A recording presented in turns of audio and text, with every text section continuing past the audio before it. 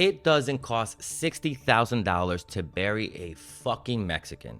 That is what The Atlantic is claiming Trump said when he was given the bill for $60,000 for the funeral of murdered U.S. Army soldier Vanessa Guillén. Before we get into those horrible comments by Trump, we have to look back at how we got here. To start with, who is Vanessa Guillén? Vanessa Guillén was a 20-year-old U.S. Army soldier stationed at Fort Hood, Texas, who was murdered in April 2022. Before her death, she had reported being sexually harassed by a fellow soldier, but feared retaliation and did not formally file a complaint.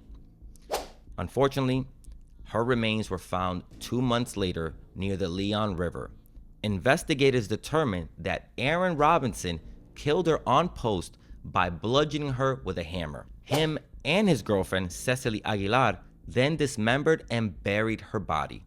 Robinson later took his own life when approached by investigators in July 2020. Cecily Aguilar was charged and pled guilty to multiple counts in an 11-count indictment. She was sentenced to 30 years in prison.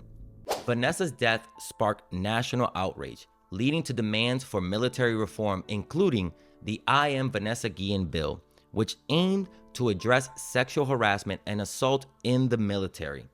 Her case highlighted systemic issues of abuse within the armed forces. This was such a vital moment for the military that Trump invited the Guillén family to the White House. Actually, it was during this meeting that Trump offered to pay for the funeral expenses. Now, since this story has come out, Vanessa Guillén's sister and the family lawyer have both come out publicly in support of Trump. Look, because they were not in the room when Trump made those comments, they're trying to defend Trump's character. And when asked about these comments, a spokesperson for Trump and Vanessa Guillén's sister sent back similar messages, okay? It seems like in Trump's team, they're getting help squashing the story from people close to Vanessa. Even the lawyer is trying to spin this whole article saying that The Atlantic misrepresented their conversation.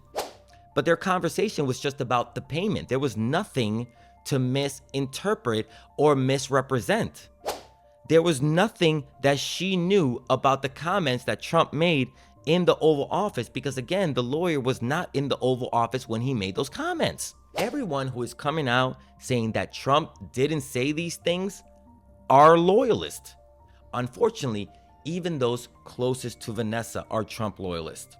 The sister proudly said in that tweet that she voted for Trump this year, 2024, even though her mother was undocumented up until recently. She actually had to get parole in order to be able to go to the White House to mourn her daughter. I cannot believe the sister voted for Trump even after everything we know Trump to be.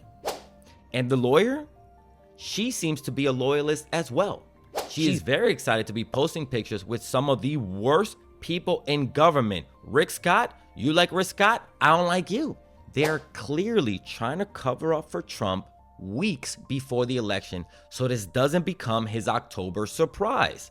And if you don't believe me that he actually said these things and that people are trying to protect him, then listen to Ana Navarro.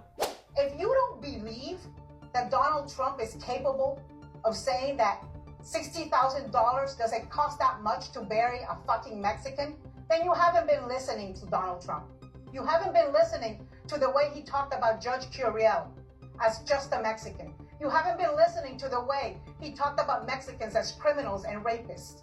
You have forgotten when he said that people like me come from shithole countries. This is true to form for Donald Trump. Look, at the end of the day, my heart goes out to Vanessa. She didn't deserve any of this. First, the army failed her by not keeping her safe, and now there are people using her name to protect a guy who would not have liked her had she still been here with us. I'm so sorry that the memory of Vanessa is being besmudged like this, and I really do hope you find peace.